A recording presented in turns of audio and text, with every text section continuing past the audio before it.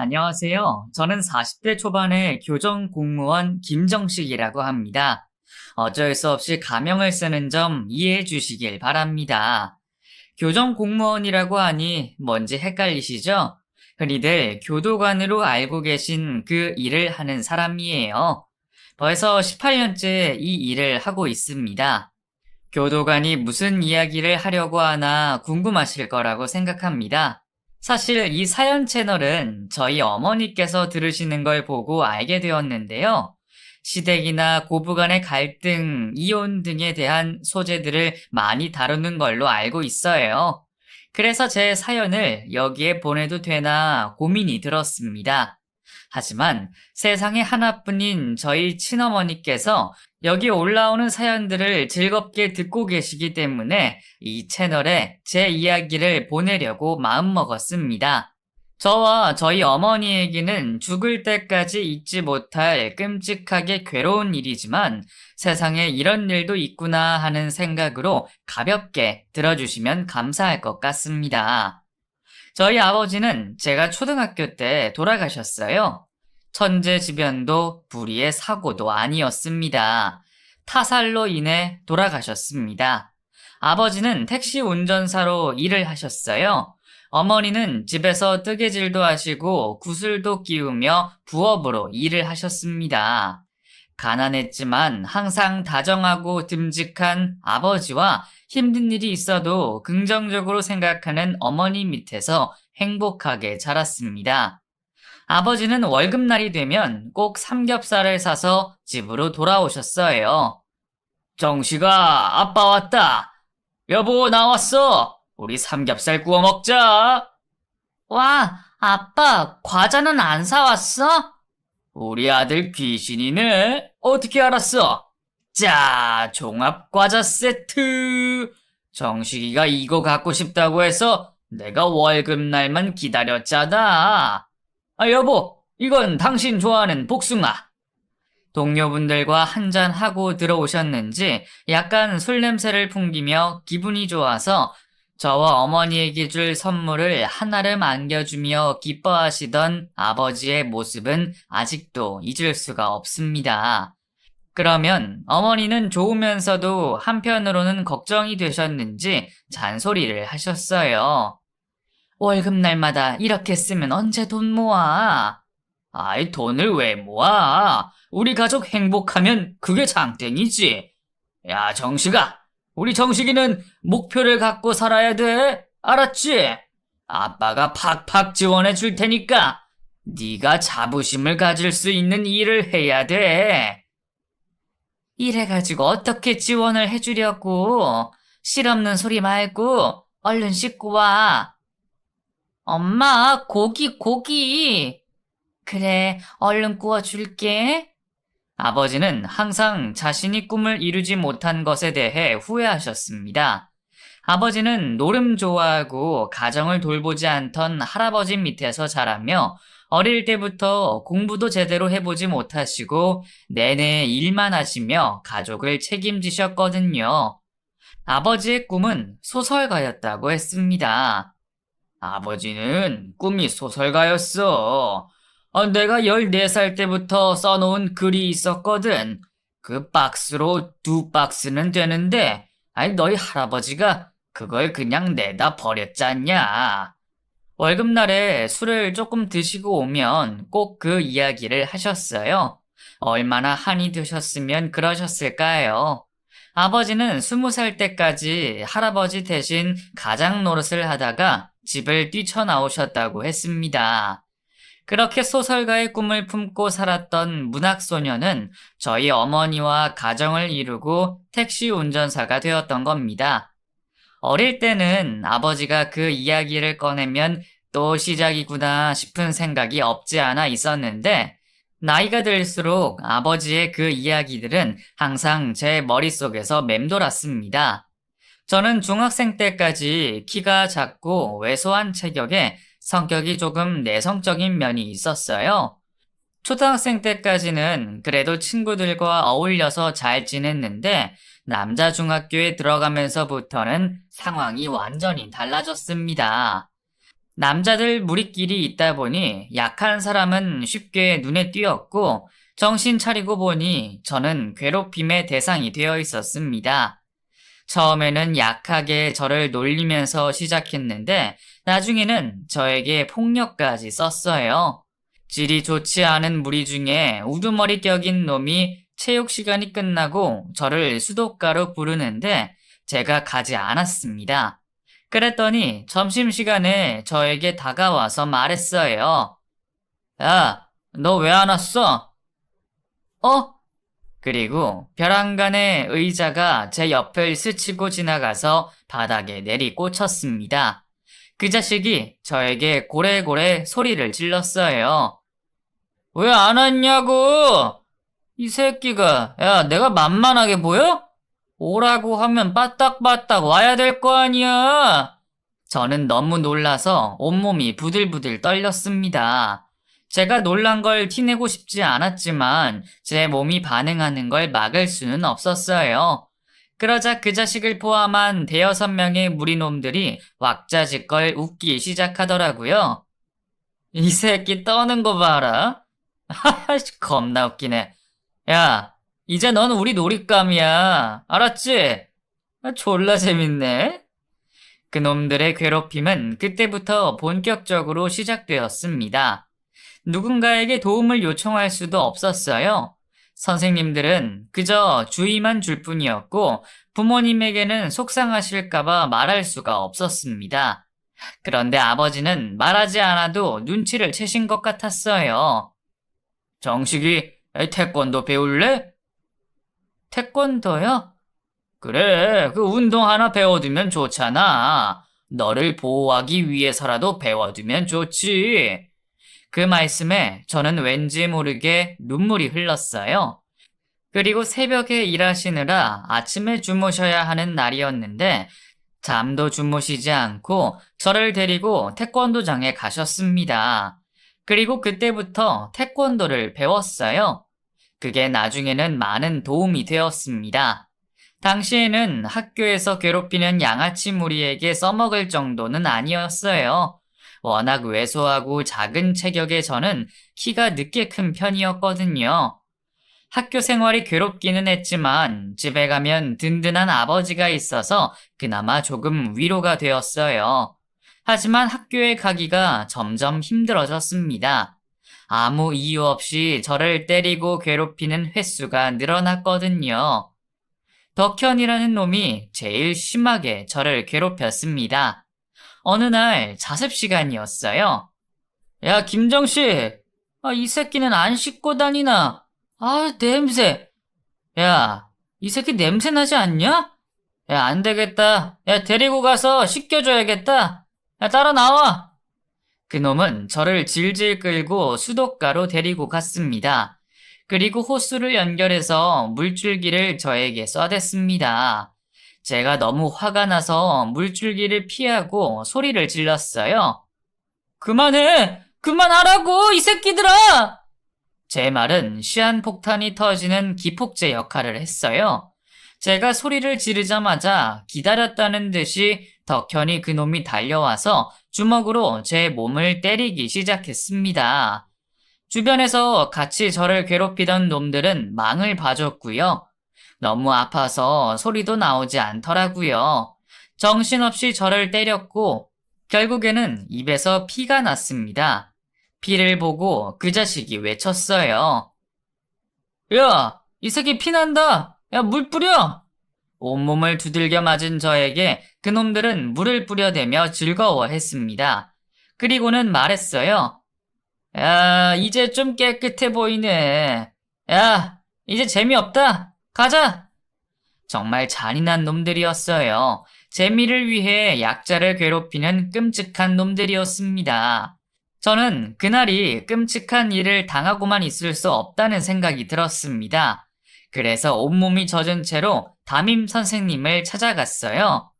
정식이 너 왜 이렇게 흠뻑 젖었냐? 선생님, 저 좀 살려주세요. 그게 무슨 말이야? 덕현이 무리가 저를 괴롭혀요. 방금도 두들겨 맞다가 왔어요. 저 좀 살려주세요. 저는 눈물을 흘리며 그렇게 말했고, 담임 선생님은 난감한 표정을 짓고 있었습니다. 덕현이 그 자식이 내가 주의를 줬는데도, 근데 정식아, 이런 일은 선생님이 어떻게 해줄 수가 없어. 내가 덕현이 불러서 타이르기는 할 텐데, 덕현이 엄마가 그 지난번에 찾아와서 나한테 신신당부를 하면서 부탁을 했거든. 정식이 너희 어머니는 한 번도 학교에 오지 않았잖냐? 부모님한테 신경 좀 써달라고 해. 그 말을 듣고 깨달았습니다. 담임이 촌지를 받고 있다는 걸요. 지금이야 그러면 큰일이 나겠지만 그 당시만 해도 부모님들이 자기 자식 부탁한답시고 몰래 선생님들에게 돈을 주는 일이 비일비재했거든요. 담임 선생님에게 그놈들의 폭력과 따돌림을 고백하기까지 저도 많은 용기가 필요했는데 되돌아온 담임 선생님의 반응에 저는 절망했어요. 아무데도 의지할 곳이 없다는 생각이 들었습니다. 그때 처음으로 사회에 대한 부조리를 알게 된 것 같네요. 저는 엉엉 울며 교실로 돌아가 가방을 들고 그대로 집으로 돌아갔습니다. 그런 제 모습을 보고 덕현이 무리가 깔깔대며 웃던 모습을 아직도 머릿속에서 지울 수가 없네요. 집으로 돌아가자 방에서 바쁘게 부업을 하고 계시던 어머니가 깜짝 놀라시며 저를 앉혀놓고 물으셨어요. 정식아, 너 왜 그래? 학교에서 무슨 일 있었어? 엄마, 나 학교 그만둘래. 왜? 무슨 일인데? 저는 그제서야 학교에서 제가 당하고 있는 일을 다 고백했습니다. 어머니는 제 몸을 보고 화를 내시며 어쩔 줄을 몰라 하셨어요. 그놈들 내가 가만 안 둬. 가자 정식아. 엄마랑 학교 가자. 엄마가 너희 담임이고 뭐고 다 고발해버릴 거야. 엄마, 그랬다가는 나 또 무슨 일을 당할지 몰라. 우리 아들이 어쩌다가. 정식아, 일단 씻고 옷 갈아입어. 엄마가 밥 해놓을게. 아빠 오늘 밤에 오시니까 아빠 오면 이야기 나눠보자. 전학을 가든 어떻게든 하자. 엄마 아빠가 있으니까 걱정 마. 어머니의 말씀에 저는 그나마 큰 상처를 받은 마음에 위로를 얻을 수 있었습니다. 그리고 어머니가 해주신 따뜻한 밥을 열심히 먹어치웠어요. 얼른 키가 크고 체력을 기르고 싶다는 마음이었습니다.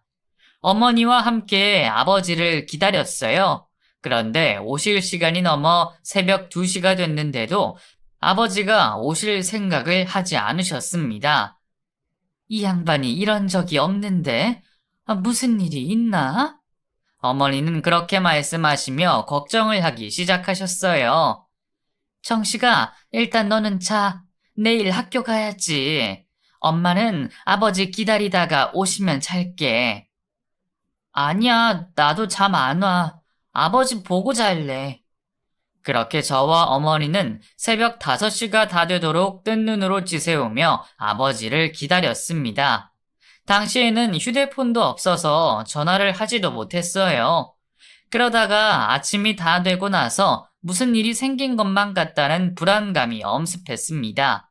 그래서 어머니는 아버지가 일하시는 택시 회사에 전화를 했고 회사에서는 아버지가 오지 않아서 본인들도 의아하다고 말을 했어요. 그 길로 저와 어머니는 경찰서로 달려갔습니다. 그리고 실종 신고를 했어요.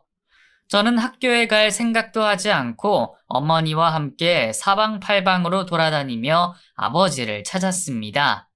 그렇게 일주일이 넘는 시간 동안 아버지를 찾을 수가 없었습니다. 어머니도 저도 제발 돌아오기만 해달라고 기도했습니다. 그러다가 경찰에서 전화가 왔어요. 전화를 받고 나서 어머니는 비명을 지르시며 기절을 하셨습니다. 엄마 왜 그래? 엄마!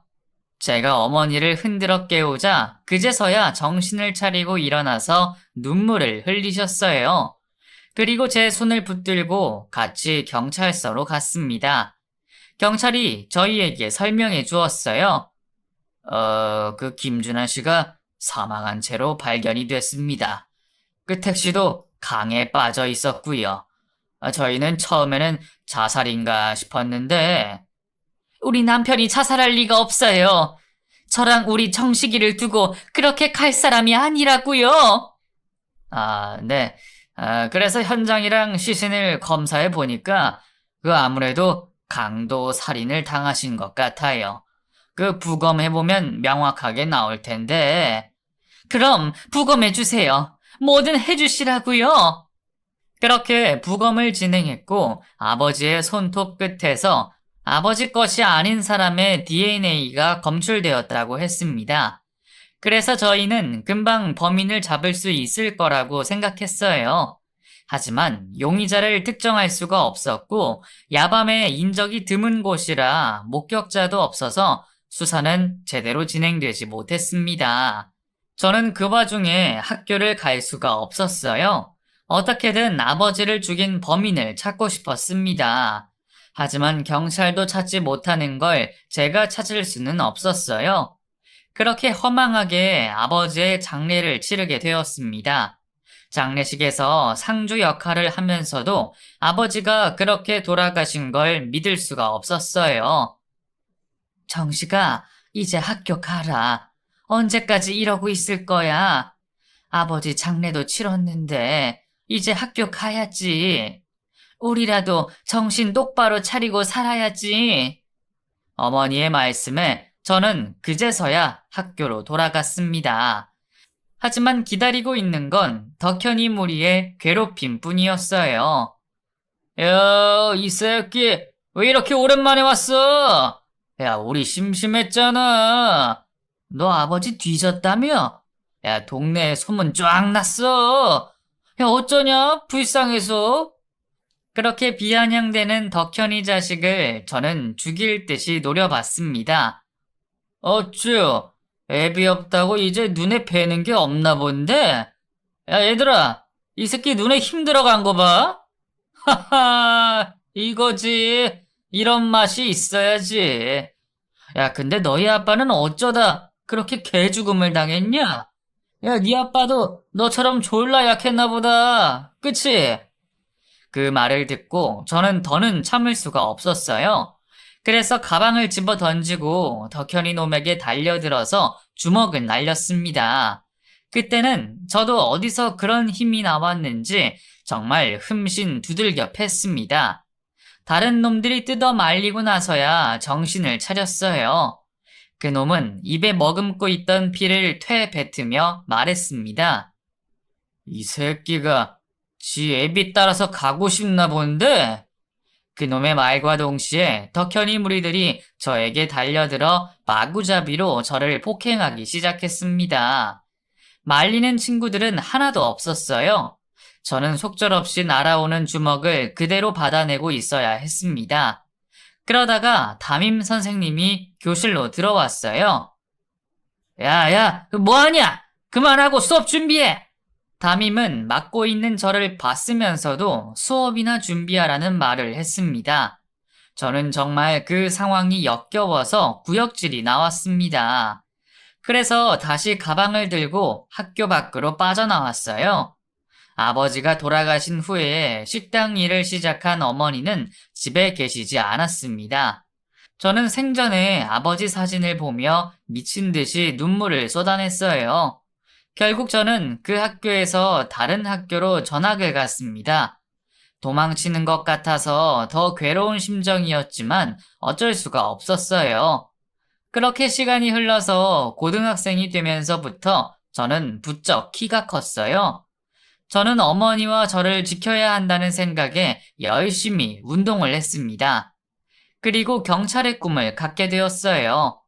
아버지를 죽인 범인도 내 손으로 잡고야 말겠다고 생각했습니다. 아버지가 저에게 목표를 가지고 살라고 하셨던 말씀이 되새겨지면서 저는 제 목표를 나쁜 놈들을 잡는 경찰로 잡았어요. 저를 괴롭히던 덕현이 놈이나 아버지를 죽인 흉악범들에게 죗값을 받게 해주고 싶었습니다. 그렇게 고등학교 때는 운동을 하면서 보내다가 교정 공무원이라는 직업이 있는 것도 알게 되었어요. 흔히 말하는 교도관은 죄를 짓고 감옥에 갇힌 사람들과 가까운 곳에서 일을 한다는 생각에 교도관으로 제 꿈의 방향을 조금 틀게 되었습니다. 그렇게 고등학생이 되어서 아르바이트도 하고 제가 번 돈으로 합기도 학원을 다니고 있었는데 학원에서 나와서 집으로 가는 길에 누군가 저를 불러 세웠어요. 야, 김정씨! 목소리를 듣자마자 누군지 알겠더라고요. 뒤를 돌아보니 골목에서 무리들과 담배를 피우고 있던 놈은 예상대로 중학교 때 저를 괴롭히던 덕현이 놈이었어요. 무시하고 제 갈 길을 가려고 했는데 그놈이 말했습니다. 야, 너희 아버지 죽인 놈 아직도 못 잡았냐? 그 말에 뒤를 돌아봤더니 그 자식이 또 비아냥거리고 있더라고요. 야, 근데 너 키 많이 컸다? 운동 좀 하나 본데? 그래서 뭐, 한판 뜰래? 저는 지지 않고 그렇게 외쳤고 그놈이 웃으며 대답했습니다. 야, 어릴 때 장난친 거 가지고 아직도 쪼잔하게 그러는 거야? 야, 너 우리 조직 들어올래? 나 지금 땡땡파 들어갔거든. 너 중학생 때 나한테 달려들던 깡이랑 지금 체형이면 괜찮은데? 야, 얘들아 어때? 그 말을 듣고 저는 비웃으며 대답했습니다. 웃기는 소리 하지 마. 나는 너 같은 놈들 상종 안 해. 너 나중에 감옥에서 나 만날 일 없게 해라. 뭔 소리야? 미친놈이? 저는 그렇게 길길이 날뛰는 덕현이 자식을 내버려 두고 집으로 돌아갔습니다. 결국에는 조폭이 된 모양이었어요. 그 당시에 고등학생 때부터 불량하던 놈들이 조폭 똘마니로 있는 경우가 많았거든요. 저희 어머니는 하루가 멀다 하고 경찰서에 가서 아버지를 죽인 범인을 찾았는지 물어보셨어요. 하지만 경찰들은 몇 년 동안 범인을 추릴 수조차 없자 아버지 사건을 미제 사건으로 종결시킨 듯 했습니다. 어머니는 그런 사실을 알고 매일 식당 일을 가기 전에 경찰서 앞으로 찾아가서 시위를 하셨어요. 왜 범인도 못 찾아놓고 사건을 종결시켜? 민중의 지팡이라더니 이런 경찰 믿고 어떻게 사냐고! 저는 그런 어머니를 달래드렸어요. 엄마, 이제 그만하세요. 경찰분들도 노력했는데 못 찾는 거잖아요. 아버지 죽인 놈은 언젠가는 잡히게 되어 있어요. 제가 알아요. 정식아. 저희 아버지 사건을 담당했던 경찰 아저씨는 저희 모자의 그런 모습을 보며 안타까워 하시고 밥을 사주셨습니다. 그리고 저에게 말씀하셨어요. 정식이 그 몇 년 사이에 훌쩍 컸네. 너가 이제 몇 살이냐? 저 18이요. 내년에 고3 돼요. 그러냐? 그 공부는 좀 하고. 그 말에 제가 고개를 절레절레 흔들었습니다. 자식, 뭐가 됐든 공부는 열심히 해야지. 너 꿈이 뭐야? 저 교도관이요. 교도관? 왜 하필 교도관이야? 이 교도관 되려면 공무원 시험 봐야 되는데 너 만만하게 보면 안 된다.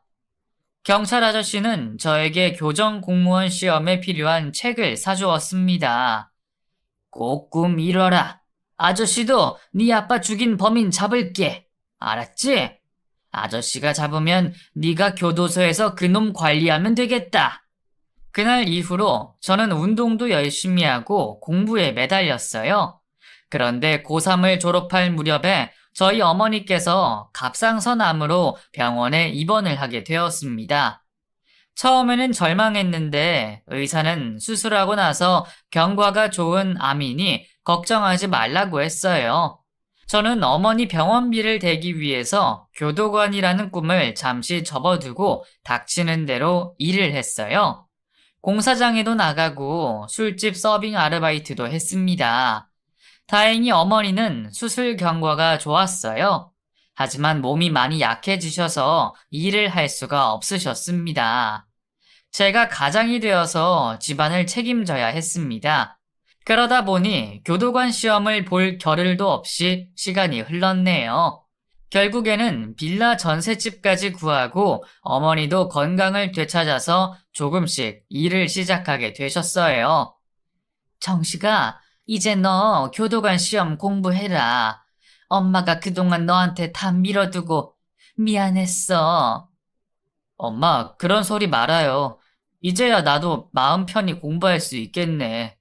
엄만 건강만 생각해요. 엄마까지 없으면 나 정말 못 살아. 못 살기는? 그래, 알았어. 엄마 건강하게 살게. 우리 죽은 아빠 목까지 씩씩하게 잘 살아보자. 아빠가 하늘에서 보면서 걱정하지 않게. 그 말을 하시며 우시는데 저도 같이 울면서 꼭 교도관이 되어야겠다고 다짐했습니다. 그리고 제 나이 25에 결국 교정공무원 9급 시험에 합격하게 되었어요. 2달간 교육을 받고 어느 교도소 보안과에 배정을 받았습니다. 사회에서 다양한 범죄를 저지르고 교도소에 온 사람들을 직접 옆에서 대면해야 하는 일이 쉽지만은 않았어요. 실제로 저와 같이 일을 하다가 일주일 만에 그만둔 사람도 있었습니다. 저는 악착같이 버틸 생각이었어요. 아무리 수감자들이 막말을 하고 괴롭혀도 저는 절대 수감자들에게 지지 않으려고 했습니다. 사실 제가 다른 교도관보다 덩치가 큰 편이라서 수감자들이 저를 만만하게 보지는 않은 편이었습니다. 하지만 언제 어떤 사고가 일어날지 모르는 시한폭탄을 안고 있는 곳이 바로 교도소였어요. 처음에 미결수들이 있는 구치소에서 일을 시작했습니다. 거기서 3년간 일을 하다가 교도소로 가서 일을 했어요. 사실 일이 힘들기는 했어요. 야간 근무도 있었고 수감자들을 상대하는 게 보통 일은 아니었습니다. 교도소에서 일을 하면서 저는 아버지 일에 대해 아는 사람이 있을까 싶어서 강도 살인하고 들어온 수감자들에게 가끔씩 질문을 하고는 했어요. 혹시 11년 전에 땡땡 지역에서 택시 강도 살인 한 적 없어요? 뭔 소리야? 없어! 그런 짓 했다는 사람 이야기 들어본 적도 없고. 아니, 교도관이 왜 쓸데없는 걸 물어? 이거 가혹행위 아니야? 민원 넣어야겠네. 수감자들이 민원을 넣는 바람에 저도 한두 번 소장님에게 불려가 주의를 받아야 했습니다. 정식이 네 사정은 아는데, 그거 뭐 그렇게 뒤져봤자 사망에서 바늘 찾기 아니겠소? 이제 공소시효 얼마 안 남아서 힘든 건 알겠는데, 이렇게 자꾸 민원 들어오면 자네한테도 안 좋아. 그만해. 알겠지? 네, 소장님. 죄송합니다. 남은 공소시효 안에 꼭 잡고 싶어요. 그래, 알지, 알아. 그 나쁜 놈 꼭 잡혀야 할 텐데. 제 아버지의 사건을 제가 몇 번 이야기를 해서 같이 일하는 교도관 분들도 알고 계셨어요. 다들 제 사정을 딱하게 생각하셨습니다. 지금이야 살인죄의 공소시효가 사라졌지만 제 아버지가 돌아가신 시점에는 살인 공소시효가 15년이었거든요. 저는 사실 애 같았습니다. 꼭 잡아서 죗값을 치르게 하고 싶었어요. 저는 그렇게 지내다가 제 나이가 28이 되었고 기결 수용소인 교도소로 배정받아서 일을 시작했을 때였어요. 그때 정말 기가 막힌 일이 벌어졌습니다. 중학교 시절에 저를 죽기 전까지 괴롭히던 덕현이 놈이 제가 있던 교도소에 수감이 되어 들어온 것입니다. 제가 그 놈을 수용 거실까지 데리고 가는 일을 맡게 되었어요. 조폭 생활을 하며 이미 폭력 전과가 많았습니다. 게다가 마약에까지 손을 대서 7년형을 받고 들어왔더라고요. 저는 오랜만에 봤는데도 이제 사정이 많이 달라졌는데도 어릴 때 고통받은 기억 때문에 괴로웠습니다. 그걸 아는지 그놈은 저를 보며 이죽대며 어깨로 제 몸을 치며 말을 했어요. 야, 너 교도관 됐냐? 대박. 센님 정식이가 교도관이 됐대. 이야, 인생 오래 살고 볼 일이다. 내가 사실 땡땡파 놈들이랑 싸움 났을 때 그 배돼지에 칼에 찔린 적이 있거든. 야, 그때 안 죽고 산 게 너 보려고 그랬나 보다. 그렇게 교도소가 다 울리고도 쩌렁쩌렁 소리를 지르는데 어처구니가 없었습니다. 저는 그저 차분하게 말했어요. 조용히 해. 조용히 하라고? 와이씨, 야, 무서워 죽겠네. 그렇게 호들갑을 떨던 놈을 수용거실에 집어넣고 문을 걸어 잠궜습니다. 그놈은 창문 밖으로 저를 보며 웃고 있었어요. 그 미소가 완전 미친놈처럼 보였고 소름이 끼칠 정도였습니다. 더 악랄한 사회 악으로 변한 것 같더라고요. 하기야, 교도소를 제 집처럼 드나드는 놈이니 이미 사회 악이었습니다. 아무튼 최대한 그놈과 마주치지 않으려고 노력을 했지만 제가 관리하고 있던 사동에 있어서 마주치지 않으려야 마주치지 않을 수가 없었습니다. 그놈은 처음부터 자해를 하고 난동을 피웠어요. 마약 금단 증상 때문에 괴로웠던 모양이었습니다. 그리고 같은 수용거실에 있던 수용자들을 괴롭혔습니다. 제 버릇 개 못 주는 거죠. 중학교 시절 약한 저를 괴롭히던 것처럼 재소자들 중 약한 놈들을 골라서 괴롭힌 겁니다. 교도관들 모두 처음에는 경고를 주다가 결국에는 폭력을 휘두르는 바람에 결국 징벌위원회에 끌려오게 되었습니다. 하필 제가 그놈을 데리러 가야 했어요. 야, 나 데리고 어디 가려고? 냅둬! 야, 설마 나 징벌방에 가두려고 하냐? 야, 나 폐쇄공포증 있어. 못 가. 잔말 말고 따라와. 야, 근데 너희 아버지 죽인 놈 아직 못 잡았지? 야, 어떻게 잡겠냐, 그걸? 뭐? 함부로 짓거리지 마라. 경고했다. 아이고, 무서워라. 저는 제 맡은 바 일을 하기 위해서 냉정해지려고 노력했어요. 하지만 그 자식은 계속 헛소리를 해댔어요. 마음 같아서는 바로 여러분이 알고 계시는 독방, 징벌방에 쳐넣고 싶었지만 그럴 수는 없었습니다. 아무튼 그놈은 징벌위원회의 처분으로 결국 징벌방에 갇히게 되었어요. 그렇게 이틀을 징벌방에 있으면서도 난동을 피워댔습니다. 그리고 3일 만에 바깥으로 나오면서 저에게 말했어요. 야, 인마, 그래도 우리 친구 아니냐? 왜 모르는 척을 해? 나 섭섭하게. 나 담배 하나만 갖다 줘봐. 내가 큰맘 먹고 해줄 얘기가 있으니까. 저는 그놈에게 아무 대꾸도 하지 않고 그대로 다시 징벌방에 넣어버렸습니다. 그랬더니 고래고래 소리를 지르더라고요. 야! 나 진짜 할 말 있다고! 야, 김정식! 저는 들은 채도 안 하고 징벌방 문을 잠그고 그곳에서 멀어졌습니다. 그리고 식사 배달을 담당하는 식사 도우미에게 그놈에게 죽지 않을 만큼만 밥을 주라고 말을 해뒀어요. 그렇게 하루가 지나고 덕현이 그놈이 있는 징벌방으로 갔습니다.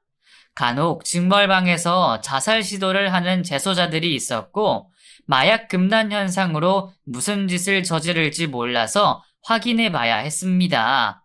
함덕현, 며칠 더 있을래? 야, 정식아, 나 좀 꺼내줘. 나 죽을 것 같아. 제발 한 번만 봐줘. 다시는 안 그럴게. 정식이라니, 나 교도관이야. 교도관님이라고 해라. 교도관님, 제발 용서해 주세요. 저 진짜 죽을 것 같아요. 여기 너무 좁고 답답하고, 냄새나고. 알면서도 그렇게 난리를 피워? 뭐? 담배를 가져다 달라고? 너 지금 여기가 네가 미쳐 날뛰어도 아무 소리 안 하던 그 중학교인 줄 알아? 죄송해요. 한 번만 봐줘. 나 정말 할 말이 있어서 그랬어. 너희 아버지 죽인 범인, 그거 나 누군지 알아. 공소시효 2년밖에 안 남았잖아. 맞지? 나 기억력 좋아. 그 말을 듣고 헛소리라는 생각이 들면서도 어쩐지 마음이 흔들렸어요. 그래서 제가 말했습니다. 너 무슨 수작을 부리려고 그래? 너 30일 꽉 채우고 나올래? 아, 제발 꺼내줘. 아, 진짜야. 아, 내가 진짜 들었어. 그 전에 있던 학교, 아니, 그 교도소에서 그놈이 너희 아버지 사건이랑 똑같은 일을 묘사하더라고. 아, 그놈이 마누라랑 자식 폭행하고 집에 불 질러서 들어왔었거든. 아, 죽은 사람은 없었는데, 아무튼, 자기가 사람 죽인 적이 있다면서. 아, 야! 아니, 교도관님, 듣고 있어? 그 말을 듣고 저는 잠시 생각하다가 계속 이야기해보라고 했습니다. 우선 드러나 보자 싶었어요.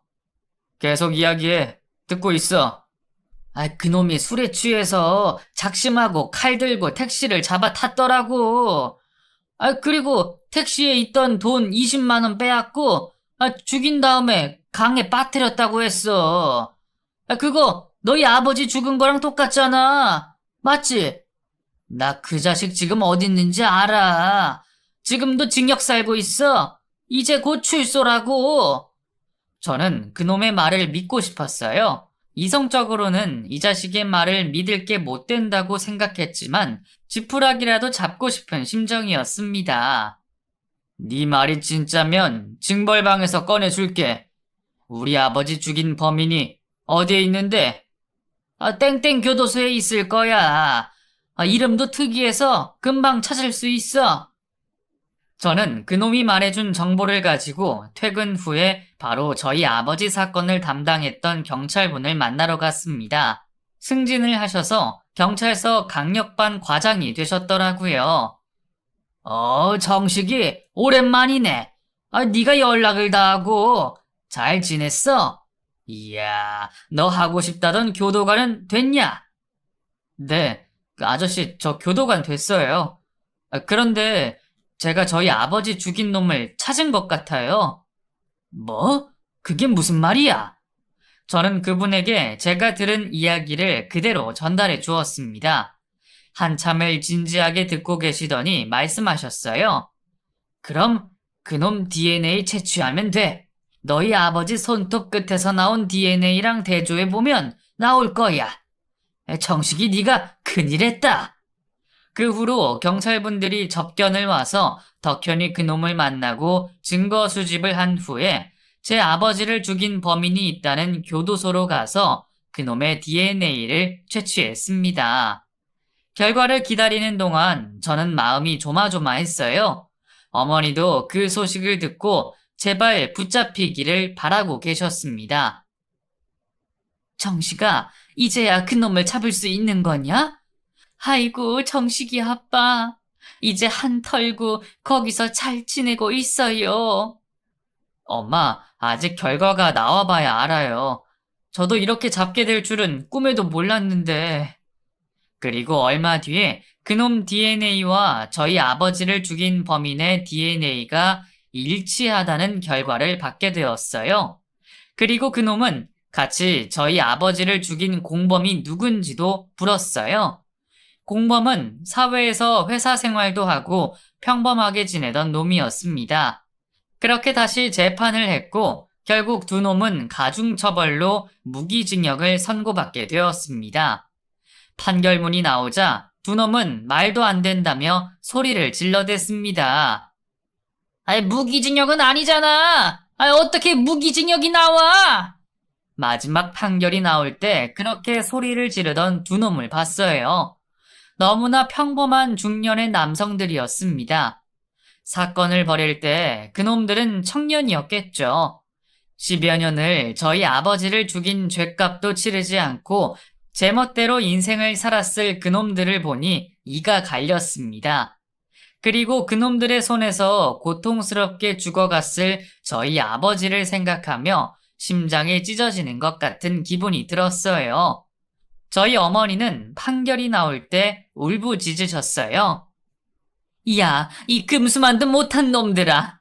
그런 짓을 저지르고도 그런 말이 나와? 평생 감옥에서 썩다가 죽어라, 이놈들아. 저는 그렇게 흥분해서 소리를 지르는 저희 어머니를 가만히 안아드렸어요. 어머니는 제 품에 안겨서 한참을 눈물을 흘리셨습니다. 그리고 저희 아버지 사건을 담당했던 경찰 과장님이 저희에게 다가와서 말씀하셨어요. 정식이 어머님, 그동안의 한 어떻게 다 풀겠어요? 그래도 공소시효 얼마 안 남기고 잡힌 건 정말 기적 같은 일이에요. 그러니 조금이라도 마음에 짐 덜고 편하게 지내세요. 그 말씀에 저도 눈물이 흘렀습니다. 그리고 말했어요. 감사해요, 아저씨. 그래, 정식이 이렇게 잘 커져서 아저씨가 너무 보기 좋다. 이 사건도 정식이 덕에 해결한 거지. 너희 아버지가 하늘에서 너더러 직접 잡으라고 그렇게 하신 모양이다. 그렇지 않고서야. 아무튼 수고했어. 저와 어머니는 범인들이 기결수가 되어서 교도소에 간 후에 오랜만에 아버지를 뵈러 납골당에 갔습니다. 범인을 잡기 전에는 죄송해서 가보지도 못했는데 정말 몇 년 만에 찾아가서 아버지에게 꽃도 드리고 인사도 나눴어요. 아버지, 보고 계시죠? 결국 잡혔어요.